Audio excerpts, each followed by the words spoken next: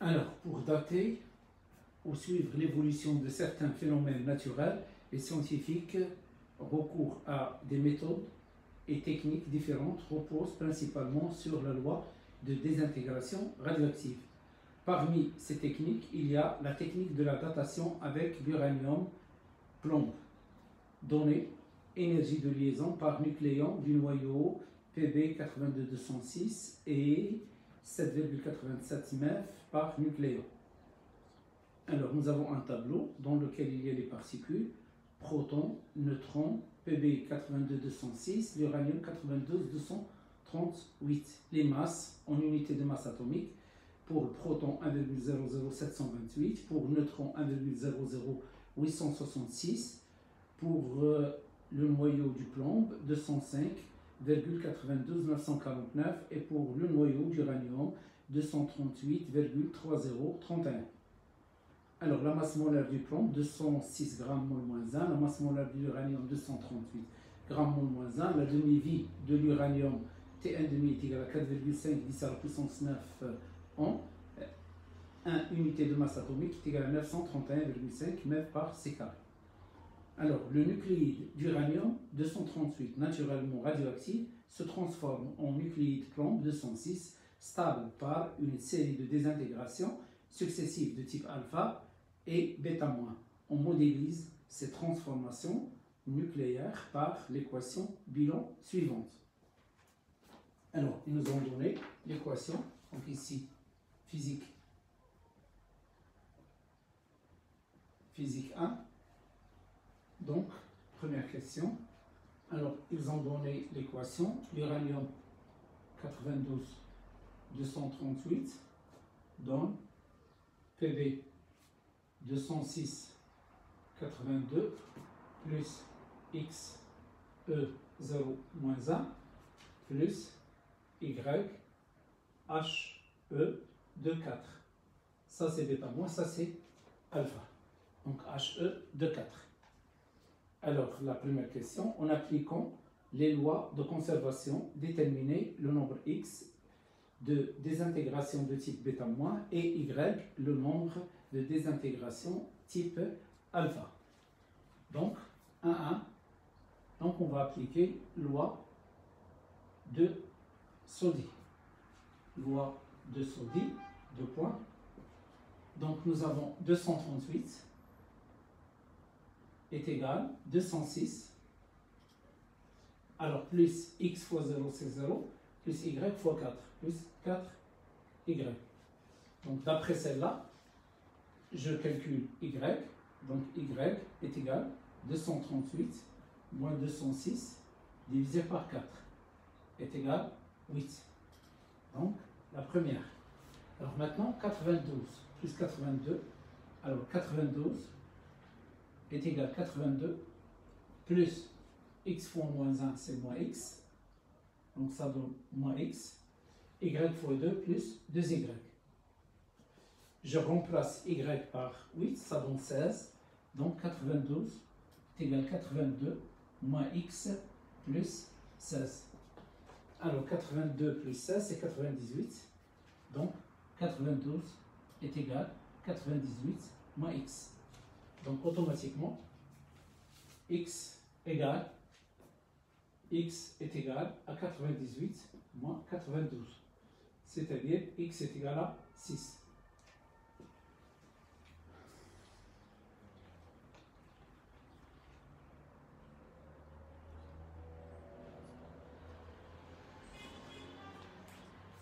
Alors la deuxième question, 1-2.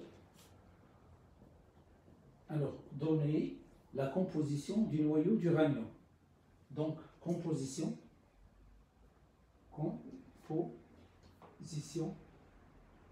du noyau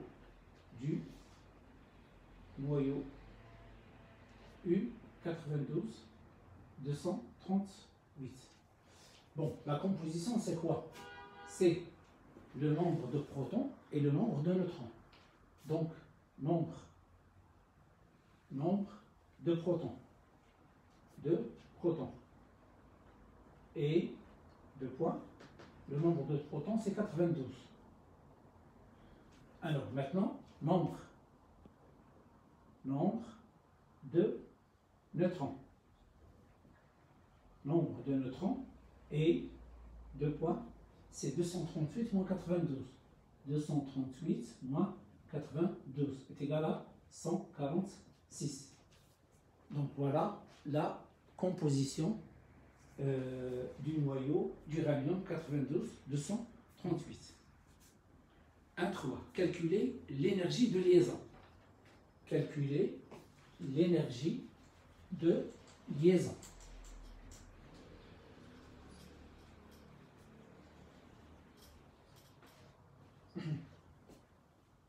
Alors, calculer l'énergie de liaison par nucléon du noyau uranium 92-238 puis vérifier que le noyau Pb est plus stable que le noyau U92-238. Donc, on va commencer par donner la définition de l'énergie de liaison. Premièrement, donc, énergie de liaison.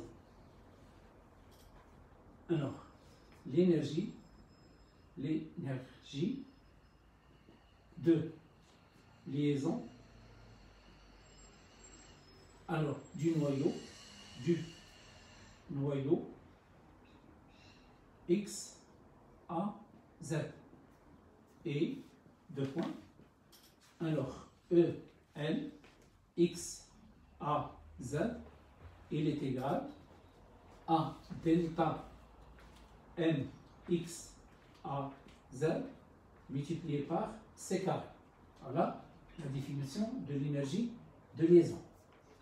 Avec le défaut delta M, le défaut de masse, le défaut de masse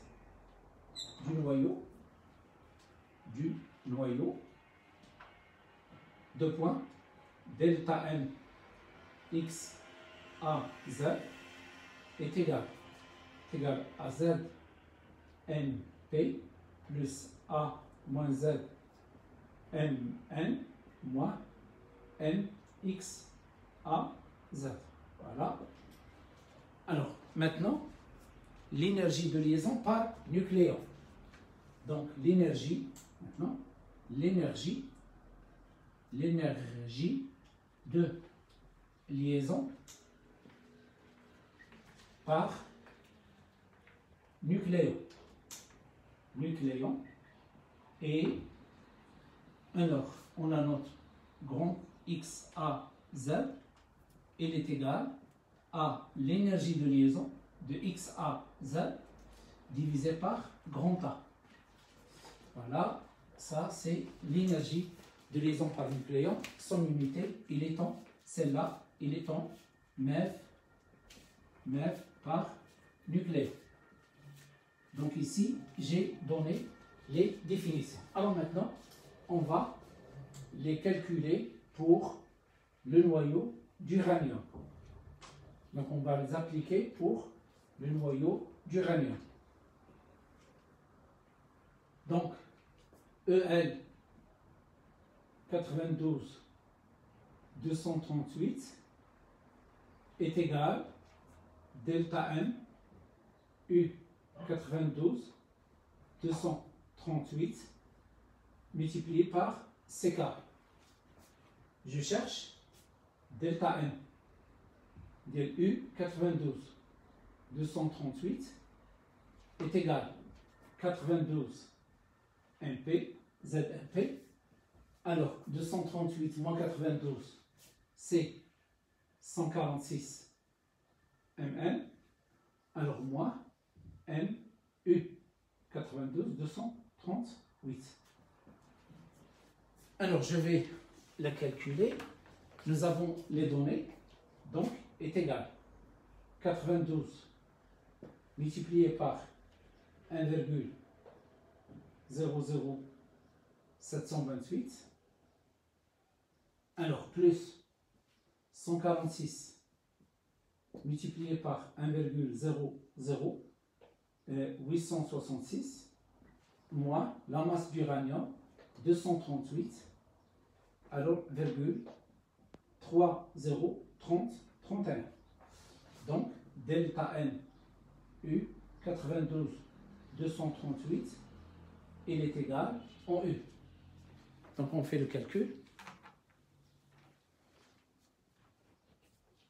Alors, 92 fois 1,00728, donc plus 146 fois 1,00866 moins 238,123031 est égal 1900.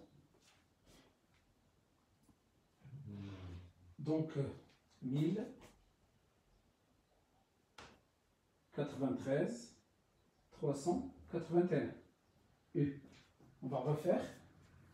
Alors 92 multiplié par 1,00728, alors plus 146 multiplié par 1,00866, alors moins 238,3031 est égal 1,9338,1. Donc, ça c'est U, donc on peut la calculer. Il est égal aussi 1,93381 multiplié par 931,5. C'est 9 par C carré. Donc, multiplié par 931,5 est égal, alors 1801, donc est égal 1801,34 9 par C carré. Ça c'est delta M U 92 238.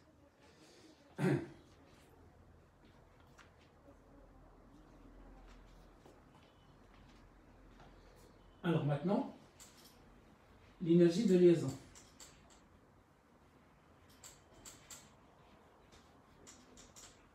L'énergie de liaison, donc EL, U 92, U 92, 238, il est égal à 1801,34 9 par C carré fois C carré. On simplifie, donc ça donne 1801,34 9.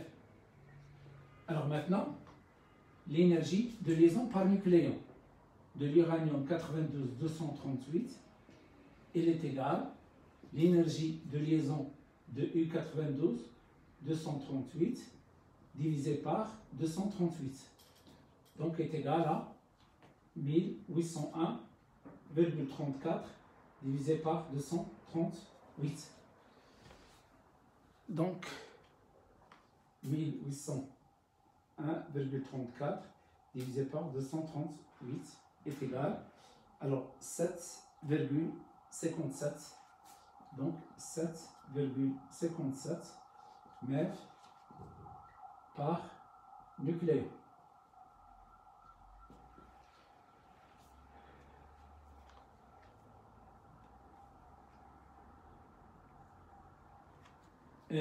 Ikram, c'est 7,5686.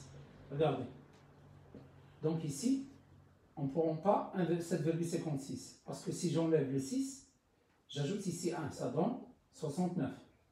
Si j'enlève le 9, j'ajoute ici 1. Ça donne 57.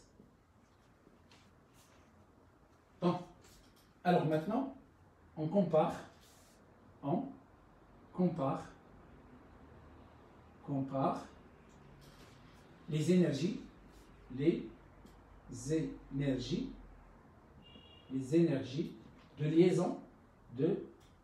liaison par nucléon.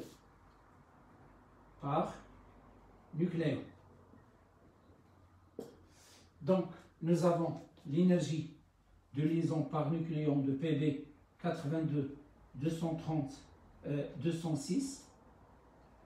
Alors, il a été fourni par l'exercice, il a été donné par l'exercice, alors il est égal à 7,87. 7,87 MEV par nucléon. Nucléon. Donc, qu'est-ce qu'on constate?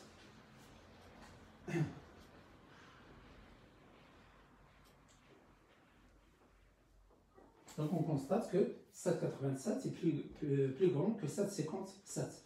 Donc, on constate que, deux points, l'énergie de liaison de PV 206,82 est supérieure à l'énergie de liaison de U 92,238. Donc,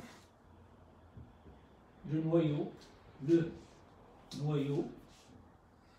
PV 206,82 est plus stable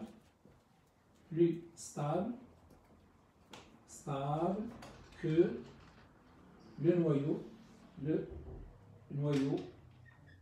U 92,238.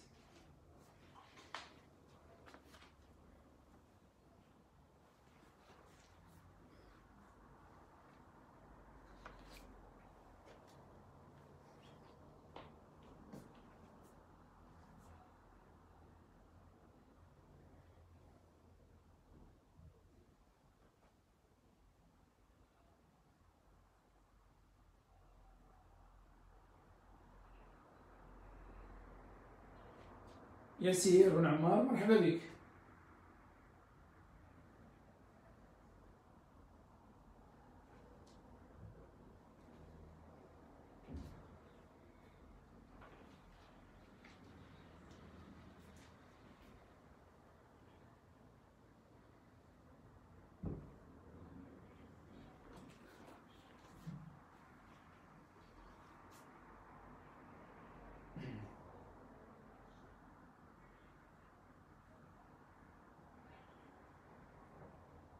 Alors, deuxièmement, datation d'une roche minérale avec l'uranium plomb. On trouve l'uranium 238 et du plomb 206, alors en proportion différente dans les roches minérales en fonction de leur date de formation. On considère que la présence du plomb dans certaines roches minérales est le produit de la désintégration de l'uranium 238 au cours du temps.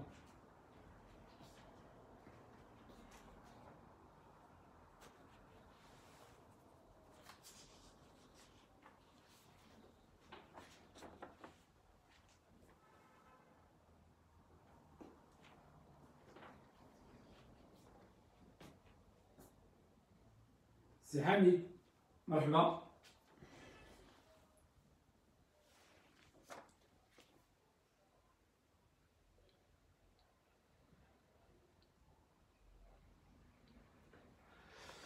Alors, donc ici, nous avons un échantillon d'une roche minérale qui contient un instant de sa formation, considéré comme origine des dates, t égale à 0, le nombre de noyaux d'uranium est noté N0U. Cet échantillon de la roche contient un instant T, la masse MU est égale à 10 grammes d'uranium, U92,238, et la masse MPV est égale à 0,01 g de plomb, PV 82,206. Alors la question suivante, de 1, démontrer que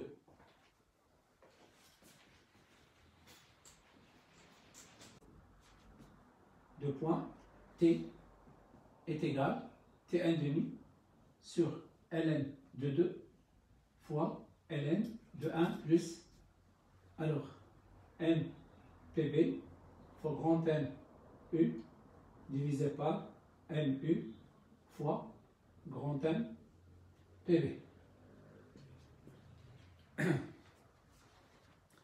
Donc on va essayer de démontrer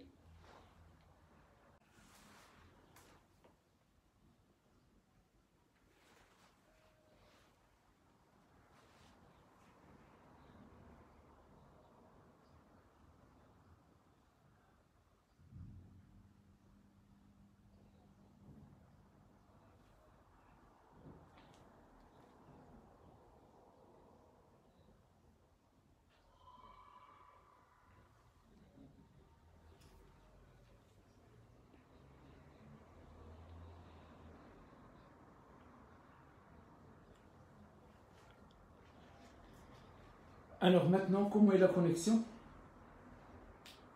Comment est la connexion maintenant?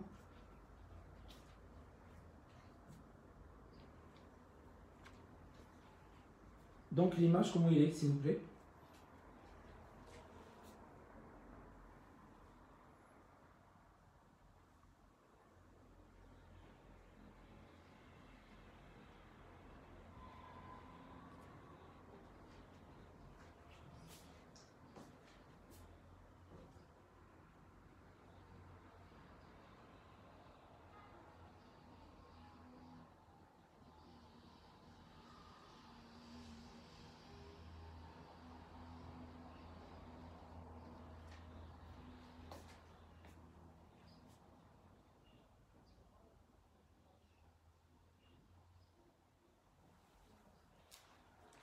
Donc, ici,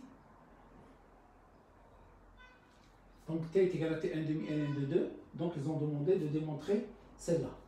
Ce sont les données.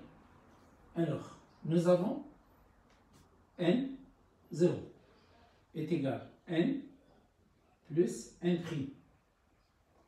Alors, avec N, le nombre de noyaux restants à l'instant T. Alors, N', nombre de noyaux désintégrés, c'est-à-dire qui ont réagi. Alors, on va l'appliquer pour l'uranium. Donc, N0 de l'uranium est égal à N de l'uranium plus N' de l'uranium. Alors maintenant, on sait que nous avons l'équation U92 238 donc PB 206 82 plus X, c'est-à-dire 6 E0 moins 1 plus 8 HE de 4. Voilà. Donc nous avons la désintégration d'un noyau d'uranium dans un noyau du plomb, ce qui implique que le nombre de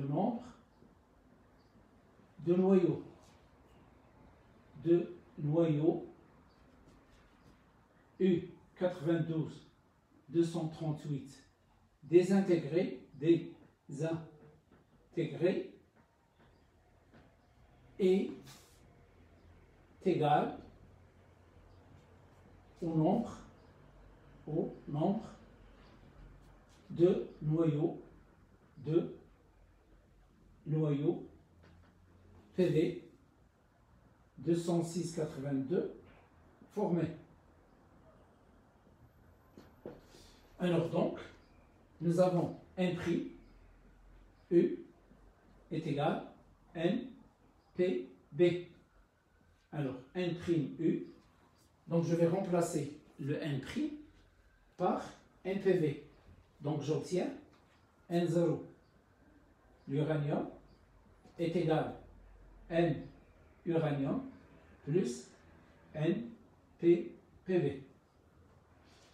Alors, je vais diviser par N uranium, donc N0U, divisé par NU, est égal à NU plus NPV, divisé par NU. Je les sépare, ça donne 1 plus NPV, divisé par NU. Alors, qu'est-ce qu'on va faire? On pose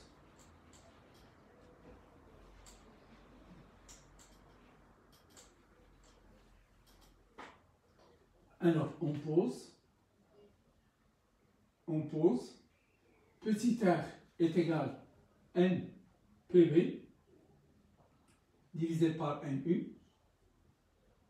Voilà. Donc, qu'est-ce que j'aurai?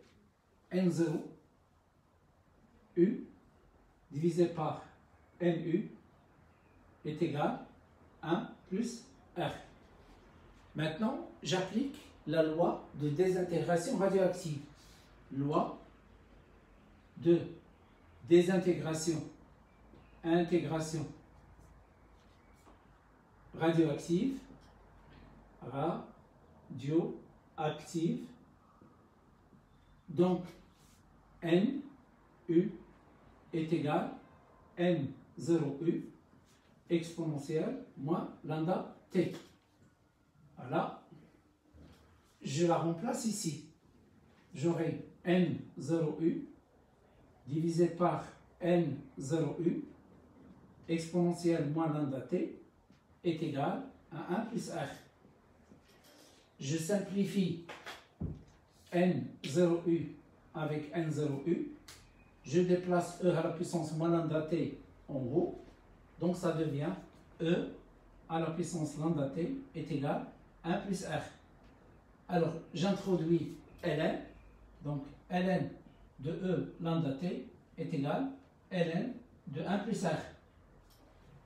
Ln de E à la puissance lambda T, c'est lambda T. Donc on obtient lambda fois T est égal à ln de 1 plus R. Je remplace lambda, c'est ln de 2. Nous avons lambda est égal à ln de 2 sur T 1 demi. Faudant. Vous devez la connaître par cœur. Alors je la remplace.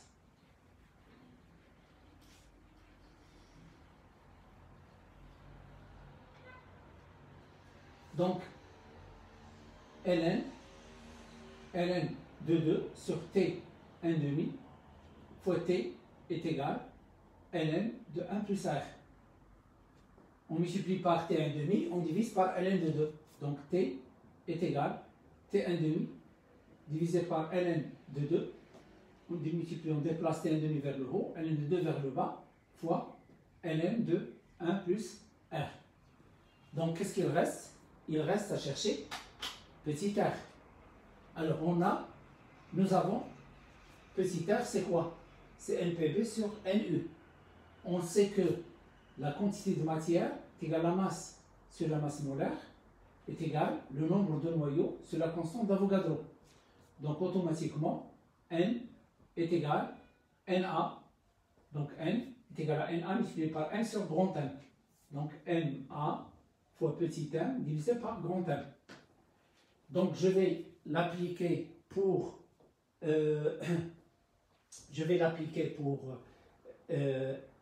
PB et pour U. Donc nous avons R est égal à N PB divisé par N U. Elle est égale, celle-là c'est quoi? C'est NA fois N PB divisé par grand M PB. Celle-là, c'est quoi? C'est NA fois NU divisé par grand M U. Voilà. Je simplifie NA avec NA et je permute celle-là. Donc ça donne petit r est égal à NPB divisé par grand M PB est égal à NPB sur grand M PB multiplié par alors grand M U divisé par M U. Alors je peux aussi l'écrire de la façon suivante, c'est-à-dire petit m PB divisé par petit m U fois grand M U divisé par grand M PB. Alors qu'est-ce que je fais? Je la remplace ici et j'obtiens la relation demandée. T est égal T 1 demi sur ln de 2 fois ln de 1 plus alors m PB sur m U multiplié par grand M U alors grand M PB. Voilà la relation qui a été demandée par l'exercice.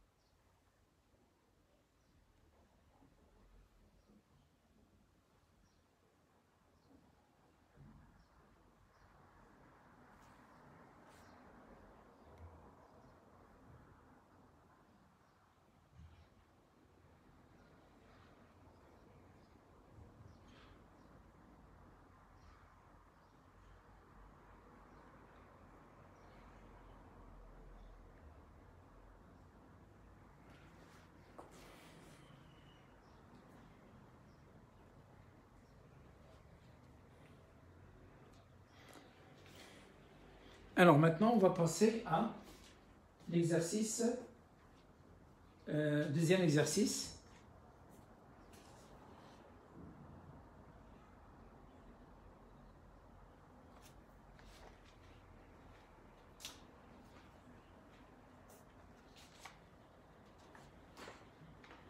Donc j'efface.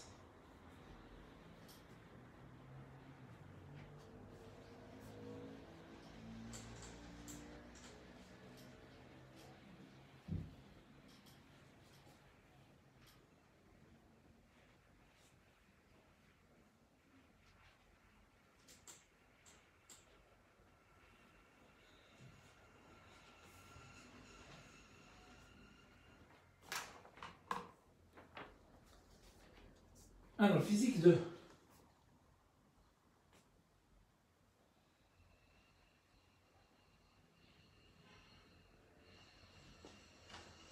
Alors, physique 2.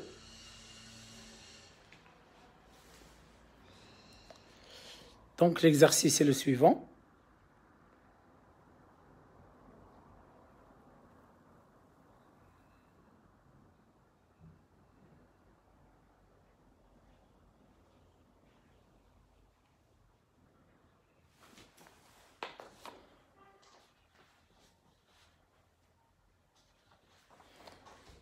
Donc, la suite.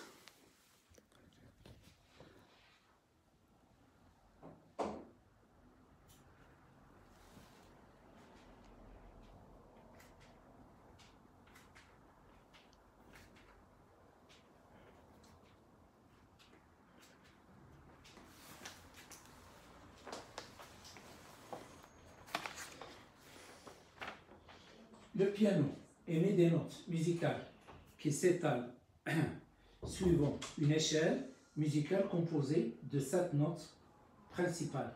Chaque note musicale est une onde sonore caractérisée par une fréquence déterminée.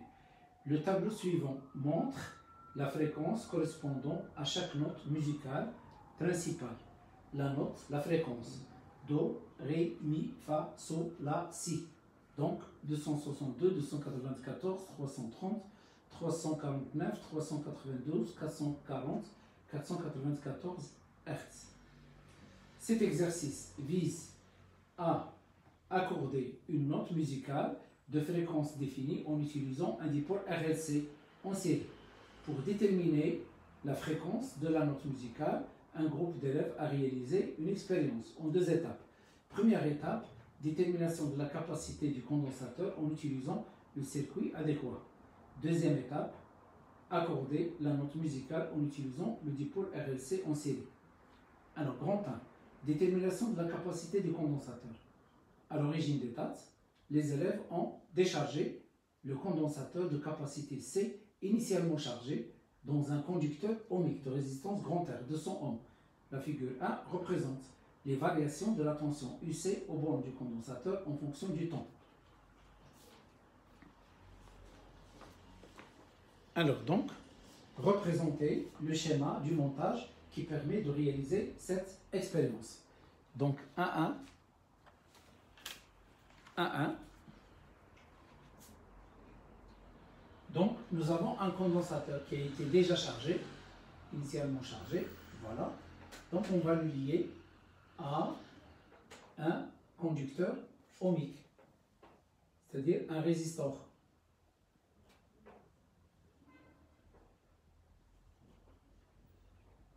Voilà.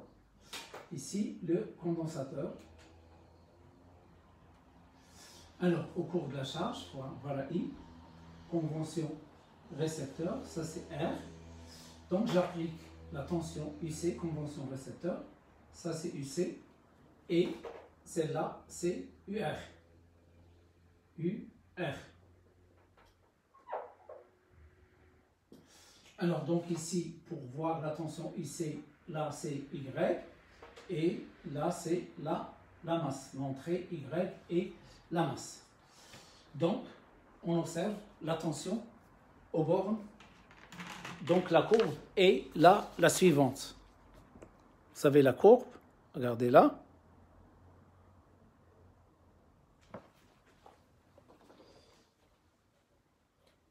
Alors maintenant, la question 1,2. Établir l'équation différentielle. 1,2. L'équation différentielle, donc la loi d'Émail, voilà, la loi d'Émail. Donc nous avons UR plus UC est égal à 0. Donc la décharge d'un condensateur. Alors le UR est égal à quoi? Est égal à R fois I plus UC est égal à 0. À quoi est égal I? I est égal à dQ sur dt est égal à C DUC sur dt. Donc on va travailler avec celle-là, je la remplace. Ça donne RC DUC sur dt plus UC est égal à 0. Voilà l'équation différentielle. Équation différentielle.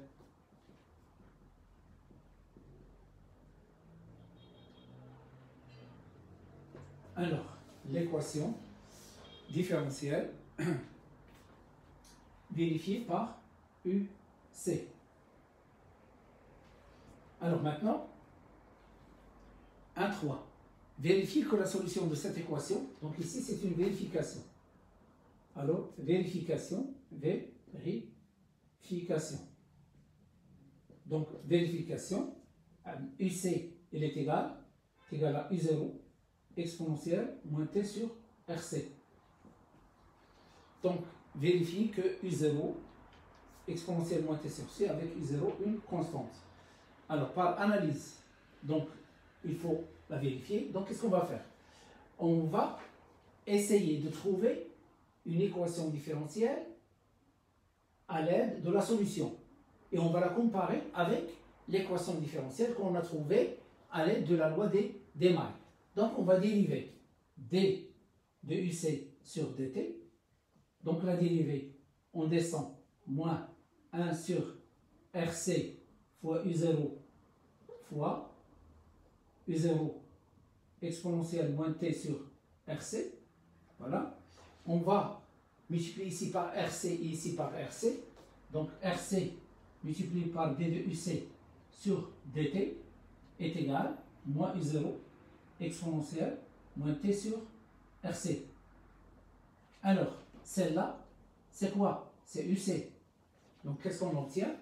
On obtient RC DUC sur dt est égal à UC, est égal à moins UC. Alors, je l'introduis, j'obtiens RC. Donc,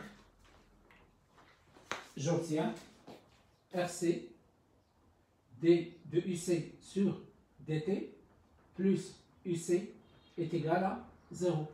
Donc, j'obtiens la même équation différentielle qui a été trouvée par la loi d'Émail. Donc, ce qui implique que celle-là, c'est la solution de cette équation différentielle. Donc, UC est égal à U0 E à la puissance moins T sur tout est solution de cette équation différentielle. Donc, UC de T est égal à U0 exponentielle moins T sur RC et solution de l'équation différentielle. Voilà, RC DUC sur dt plus UC est égal à 0.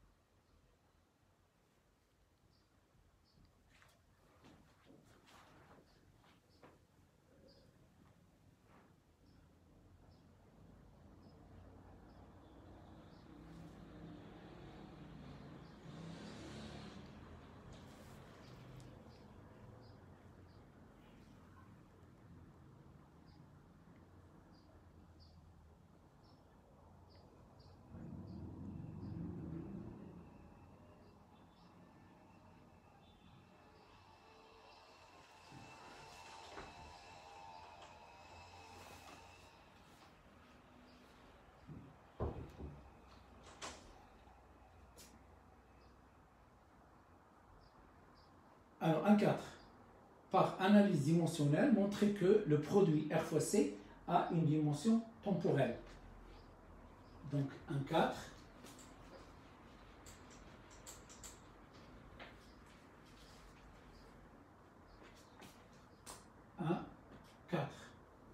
Alors, on cherche la dimension de RC. Donc, je vais utiliser la méthode la plus rapide. Nous avons UR est égal à R fois I est égal à RC DUC sur DT. Donc, UR est égal à RC DUC sur DT. Donc, la dimension de UR est égale à la dimension de R, C, DUC sur DT. Voilà. Donc la dimension de UR est égale à la dimension de R fois C fois la dimension de UC divisé par la dimension de T. On enlève les D. Donc j'obtiens la dimension de RC est égale à la dimension de UR fois la dimension du temps divisé par la dimension de UC. Alors est égal, la dimension de UR c'est U, la dimension de T c'est grand T, et la dimension de UC c'est U. Donc on simplifie U par U. Alors qu'est-ce qu'on obtient? On obtient dimension de RC, dimension de RC, dimension de RC est égal grand T, donc c'est égal seconde.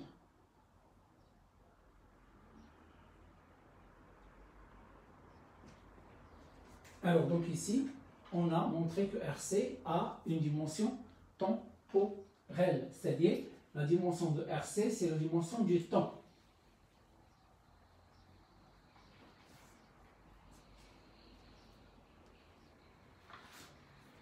Alors la question suivante, 1,5, déterminer graphiquement la constance de temps taux et déduire la capacité C du condensateur.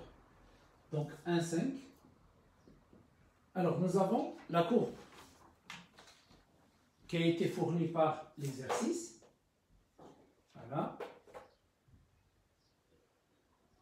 Donc ici c'est UC. Alors cette courbe, il est comme ça. T. Et l'exercice, ils ont tracé la tangente. Voilà. Bon. Nous avons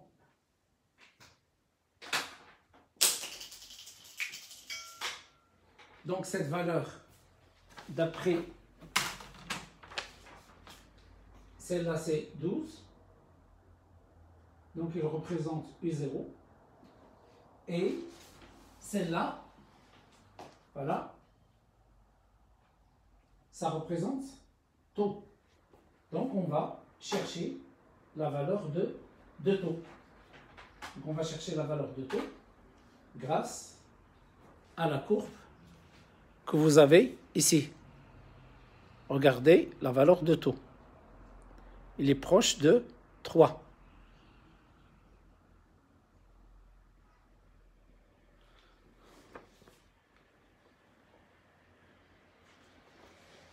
Donc, on va trouver taux.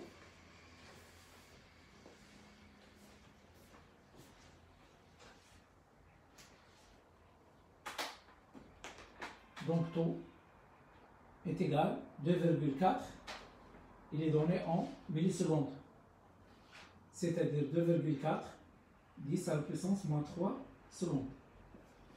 Alors, une fois on a trouvé la valeur de taux, on calcule le C. Nous avons taux est égal à R fois C. Donc automatiquement, C est égal à taux divisé par R. Donc C est égal à 2,4 10 à la puissance moins 3, 10 à la puissance moins 3, divisé par grand R, c'est 200. Donc, C est égal à 1,2, 10 à la puissance moins 5 farad. Ou bien C est égal à 12, 10 moins 6 farad, c'est-à-dire 12 microfarad.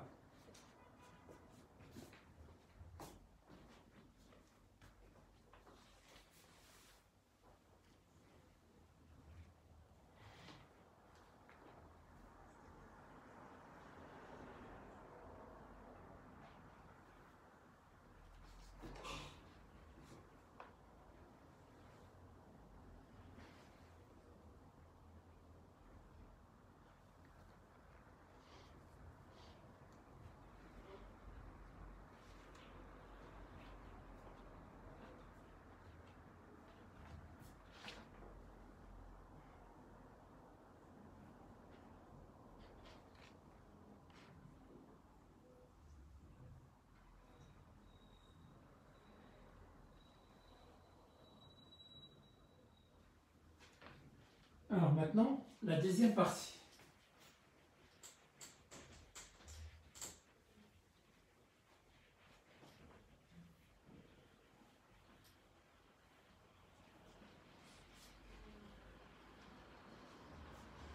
Deuxième partie, grande.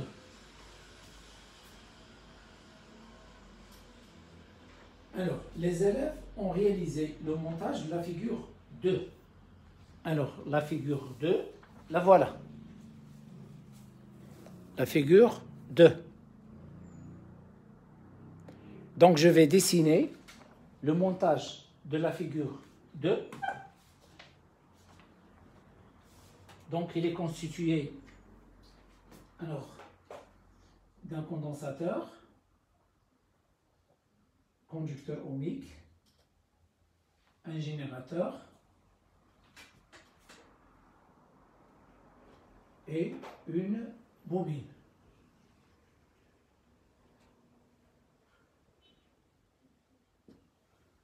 Voilà.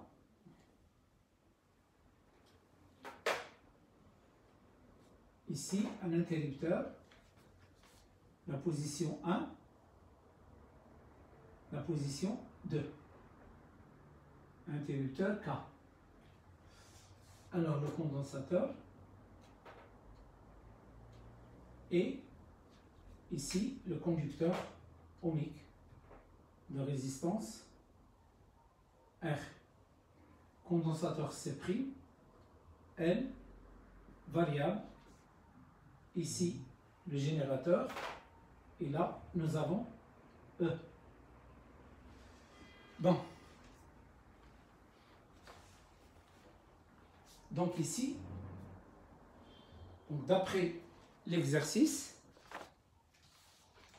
les élèves ont réalisé le montage de la figure 2. Voilà la figure 2. Figure 2. Qui est constitué d'un générateur de force électromotrice E. E est égal à 12 volts. Voilà. Et de résistance internégligeable, d'un conducteur ohmique de résistance grand R est égal à 200 ohms. Grand R est égal à 200 ohms. Voilà, 200 ohms. Alors, d'une bobine d'inductance grand L, réglable et de résistance négligeable, d'un condensateur de capacité C' 0,5. Donc, nous avons C' est égal à 0,5 microfarad. Alors, d'un interrupteur, voilà, K. Alors, dans l'interrupteur K, après avoir chargé le condensateur, donc, on place l'interrupteur la position A, le condensateur se charge. Donc, après avoir chargé le condensateur, les élèves ont basculé l'interrupteur vers la position 2. Donc, le condensateur, il est basculé vers la position 2. Donc, lorsqu'on charge le condensateur, la position A, il y a passage d'un courant dans ce sens, voilà, et on va basculer vers la position 2. On garde le même sens de Voilà, donc je vais mettre ici C'. Alors, maintenant, établir l'équation différentielle vérifiée par la tension UC aux bornes du condensateur. Donc, on va représenter les tensions en convention récepteur. Donc, la tension en rouge, voilà, ça c'est UR, UC, ça c'est UR, et je vais représenter ici la tension, donc UL, puisque le sens du courant, le voilà, le voilà, donc elle aussi, convention récepteur UL. Alors, on cherche l'équation différentielle. Donc, la première question, c'est trouver l'équation différentielle. Donc, 2, 1, établir l'équation différentielle. Voilà. 2, 1. Donc, loi de l'additivité, additivité des tensions. Des tensions. Deux points.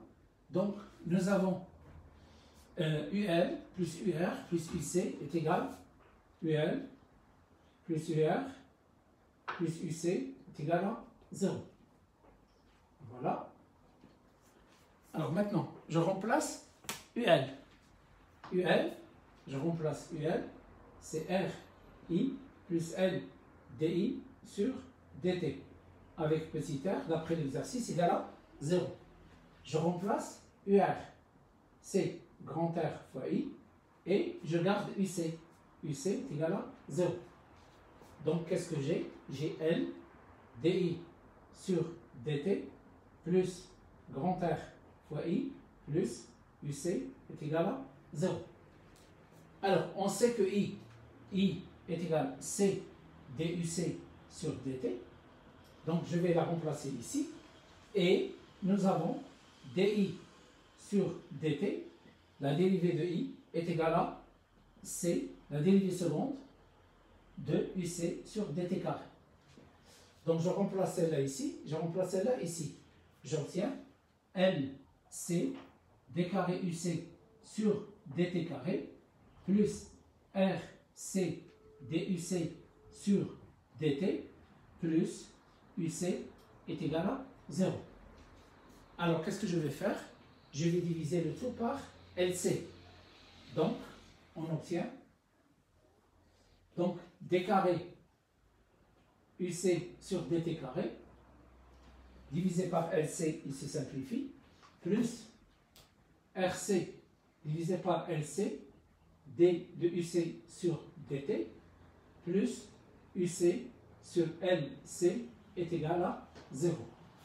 Je simplifie le C avec le C. Qu'est-ce qu'il reste?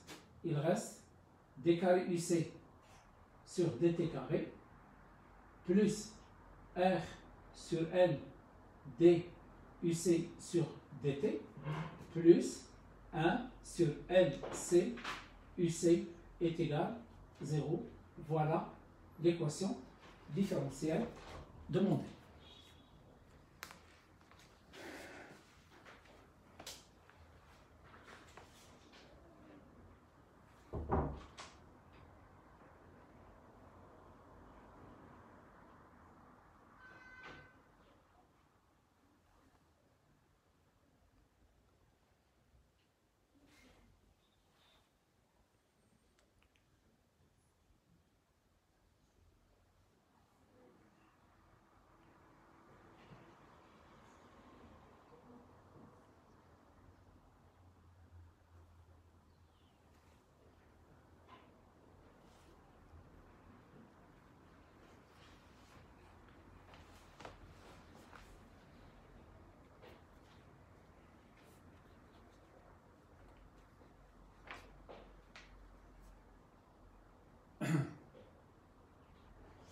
Alors, 2, 3.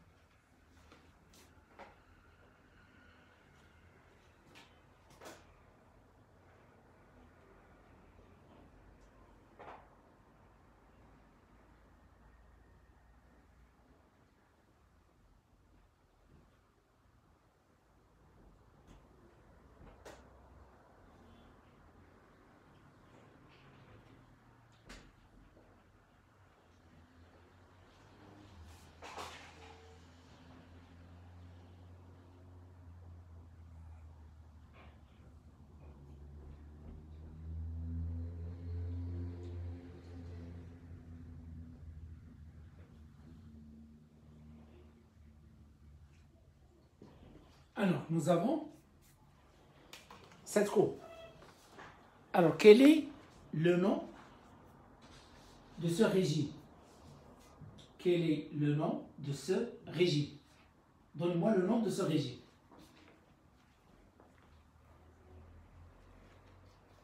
Quel est le nom de ce régime?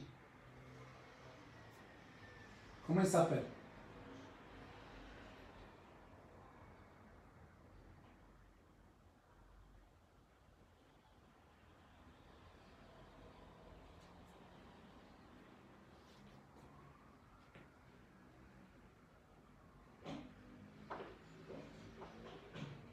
Comment on appelle ce régime? Adam Arabi, oui, pseudo-périodique. Comment on appelle le phénomène? Comment on appelle le phénomène? Le phénomène. Le régime, c'est pseudo-périodique. Maintenant, le phénomène, comment il s'appelle?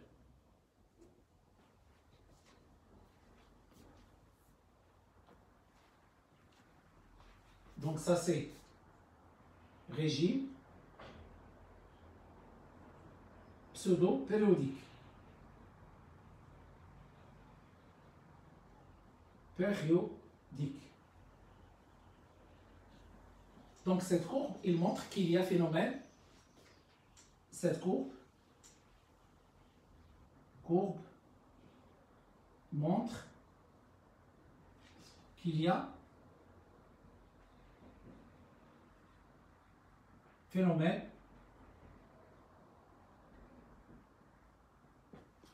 Alors, quel phénomène? Alors oui, Hamza, Yahya, Aya Slimani, Hiba, Abu Shokr, Insaf, Lasri, donc amortissement. Amortissement. Amortissement. C'est bien. Donc, ce sont des questions qui n'ont pas été demandées pour l'exercice. C'est seulement pour rendre cette question plus, c'est-à-dire plus riche en informations. Alors maintenant, nous avons la pseudo-période. La pseudo-période, la voilà. Donc celle-là, elle représente la pseudo-période. C'est grand T. Donc, on va chercher graphiquement grand T. On va trouver ici, c'est 3,4. Ça, c'est 0. Alors le T, il est donné en millisecondes. Donc, la pseudo-période, grand T, il est égal à 3,4 millisecondes. Donc, j'efface.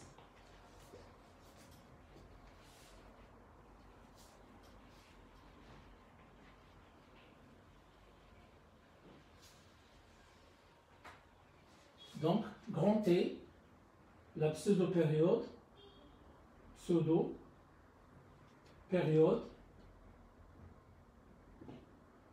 grand T est égal à 3,4 millisecondes.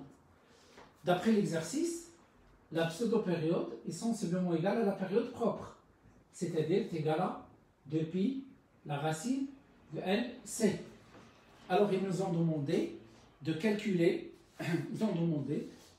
la valeur de L. Donc, nous avons T carré est égal à 4pi carré fois LC. On cherche le L est égal à T carré divisé par 4pi carré fois C. Donc, il est égal à 4,3 10 à la puissance moins 3 au carré, 3,4 10 moins 3 au carré, divisé par 4pi carré, alors fois C. Le C, c'est 12 10 à la puissance moins 6. Application numérique.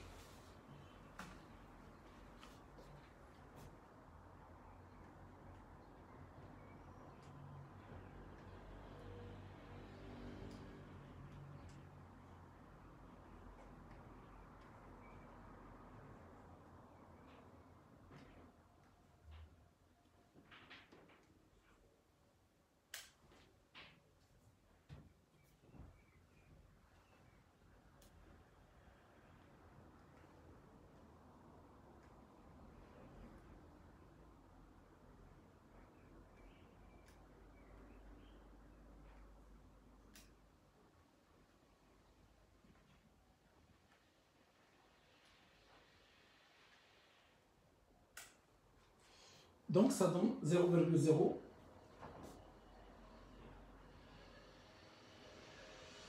0,24 H 0,024 H ou bien 2,44 10 à la puissance moins 3.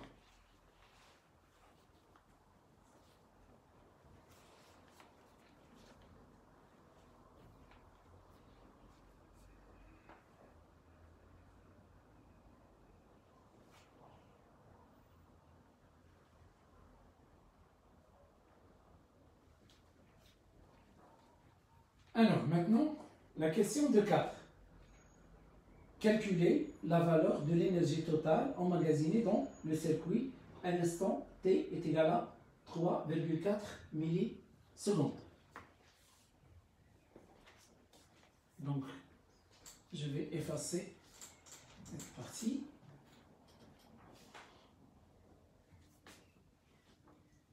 Donc, de 4. Nous avons l'énergie totale est égale à l'énergie magnétique plus l'énergie électrique. Donc, l'énergie totale est égale à l'énergie magnétique, c'est 1 demi, L I carré. L'énergie électrique, c'est 1 demi, c'est UC carré. Alors maintenant, nous avons l'instant A, T est égal à 3,4 millisecondes. Il est égal à la pseudo-période. Donc, nous avons UC, voilà, il est maximal. Donc, UC de T est une fonction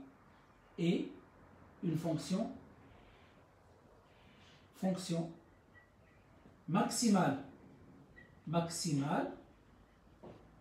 Donc, sa dérivée est nulle. Ou bien est égal à 0. Est égal à 0. Donc, nous avons dUC sur dt à l'instant t est égal à 3,4 millisecondes est égal à 0. Et nous avons I qui est égal à C, D de UC sur dt. D'accord? Elle aussi, elle est égale à 0. Donc, qu'est-ce qu'on obtient? I égale à 0. Donc, E total à l'instant t est égal à 3,4 millisecondes. Il est égal à 1 demi C UC carré. 1 demi C, c'est-à-dire alors, là, une remarque. Bon, s'il vous plaît, une remarque. Je vais reprendre ça. Une remarque à propos. Je vais effacer ça. Une remarque.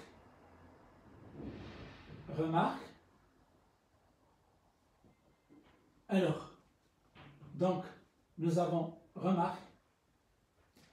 Nous avons T est égal, T0 est égal de pi la racine de NC. On a oublié, on a travaillé par le C. Il faut travailler avec ces prix. Donc nous avons T carré est égal à 4 pi carré, L fois C prix.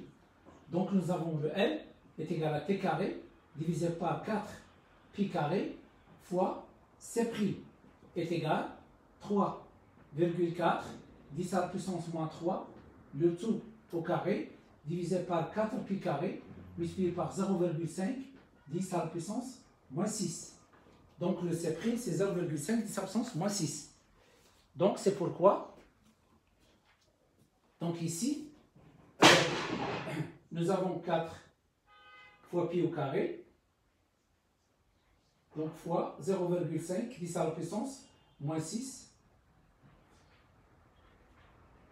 Donc, le tout multiplié par 3,4, 10 à la puissance, moins 3, au carré, est égal, donc le N, il est égal à 0,586, c'est-à-dire sensiblement égal à 0,6 H. Voilà la valeur, voilà la remarque. Ici, le calcul qu'on a effectué, on a oublié, on a travaillé avec le C. Il faut travailler avec le C'.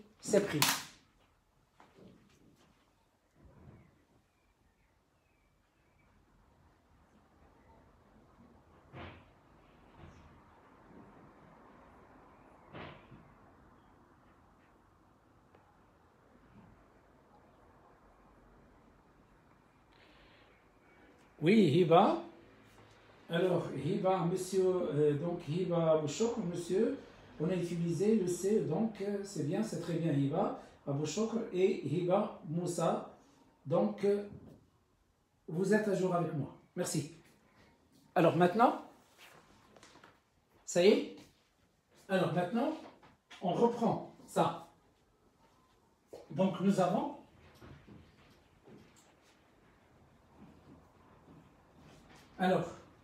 au total, E total est égal à énergie magnétique plus énergie électrique. L'énergie magnétique c'est 1 demi L I carré. L'énergie électrique 1 demi C UC carré. À l'instant T égale à 3,4 millisecondes, c'est grand T. Alors UC de T est une fonction maximale. Donc sa dérivée est égale à 0. Donc ici, voilà la tangente en ce point-là. Donc la tangente horizontale D de UC sur DT ici est égale à 0. Donc puisque D de UC sur DT, alors AT est égal à 3,4 millisecondes, est égal à 0, ce qui implique que I est égal à C D de UC sur DT, N aussi est égal à 0. Alors celle-là égale à 0, donc E total, énergie totale, est égale à l'instant T égale à énergie totale, à l'instant T est égal à 3,4 millisecondes, est égal à 1 demi C, 1 demi C' UC carré. Bon, alors on va chercher le UC graphiquement. Donc on va trouver le UC, c'est donc AT est égal à 3,4 millisecondes. Alors UC est égal à 7 volts. Donc celle-là, on va trouver 7 volts. Donc c'est 7. Donc 7 volts. Donc on va la remplacer. E total est égal à 1 demi fois 0,5 10 à la puissance moins 6 fois 7 au carré. 7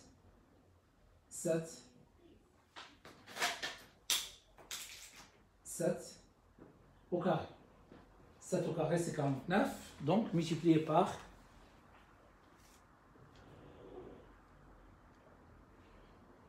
multiplié par 0,5, 10 à la puissance moins 6, divisé par 2.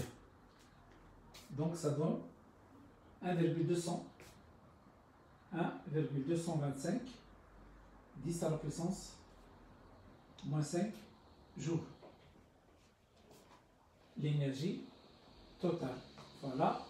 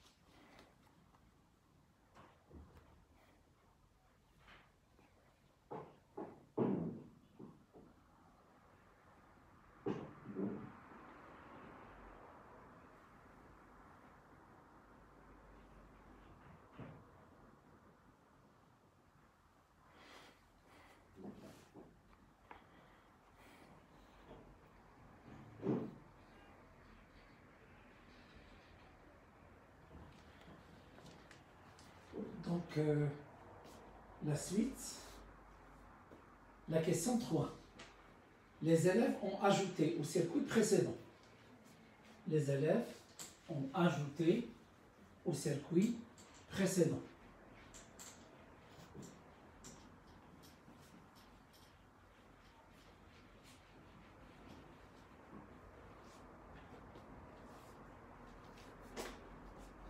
Donc, troisièmement, les élèves ont ajouté au circuit précédent un appareil qui permet d'entretenir les oscillations et ont relié le circuit oscillant à un haut-parleur qui transforme l'onde électrique de fréquence N0 en une onde sonore de même fréquence. Quel est le rôle de l'appareil d'entretien des oscillations de point de vue énergétique? Alors, donc, la question est très simple. Ici, je vais la développer. D'accord? Donc, je vais essayer de la développer. Donc, nous avons ici le circuit RLC est un circuit, c'est-à-dire siège d'un phénomène d'amortissement. Donc, dans le circuit RLC, il y a le phénomène d'amortissement, c'est-à-dire il y a perte d'énergie. Donc, dans le circuit RLC, donc je vais faire ici, donc, dans le circuit RLC, il y a phénomène d'amortissement. Amortissement,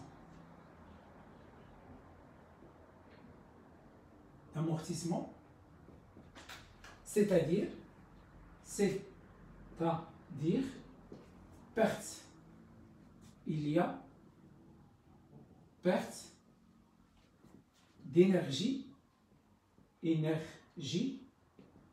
par effet Joule. Effet Joule, c'est-à-dire sous forme de chaleur. Alors, donc, on ajoute un générateur d'entretien. Lorsqu'on ajoute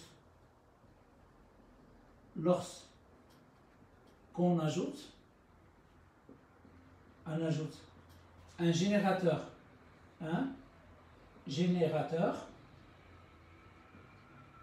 d'entretien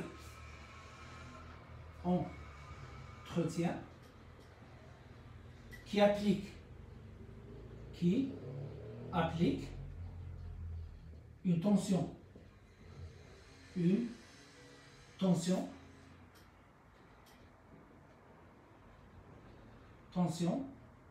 UG est égale à K fois I.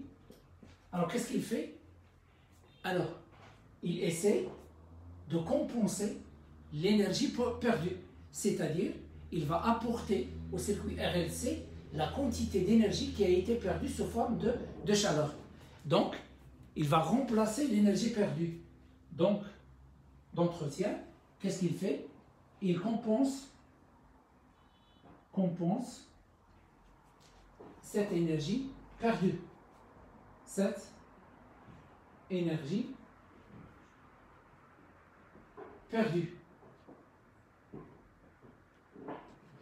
Alors, donc, je vais faire ici un schéma du circuit.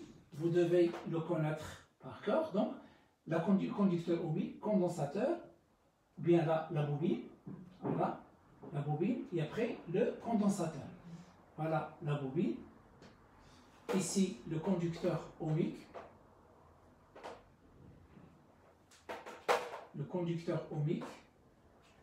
Alors, le condensateur.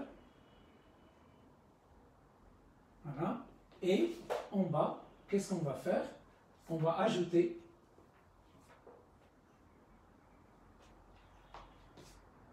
le générateur qui applique la tension UG, qui est égale à K fois I.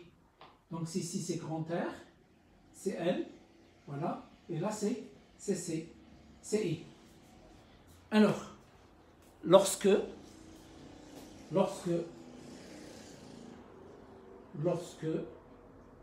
K est égal à grand R, on obtient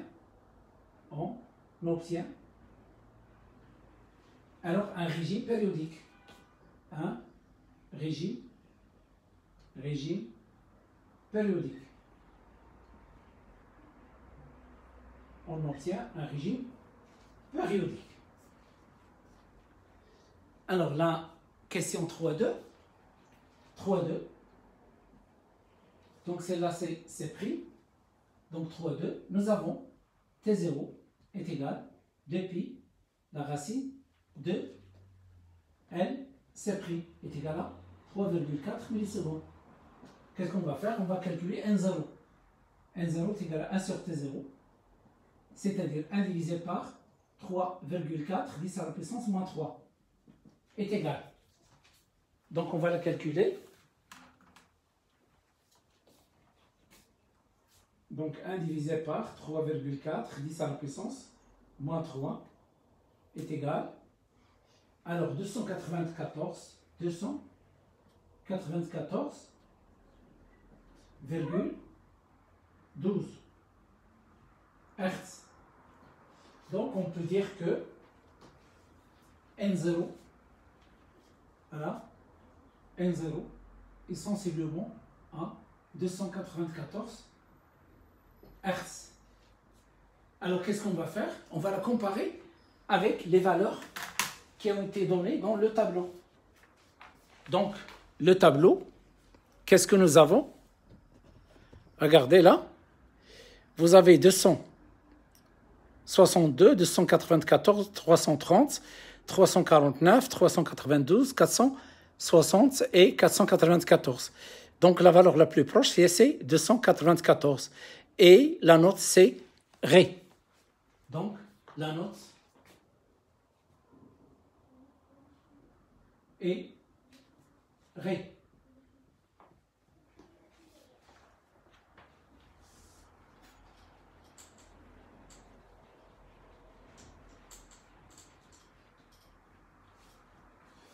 Alors, donc, c'est la fin de cet exercice.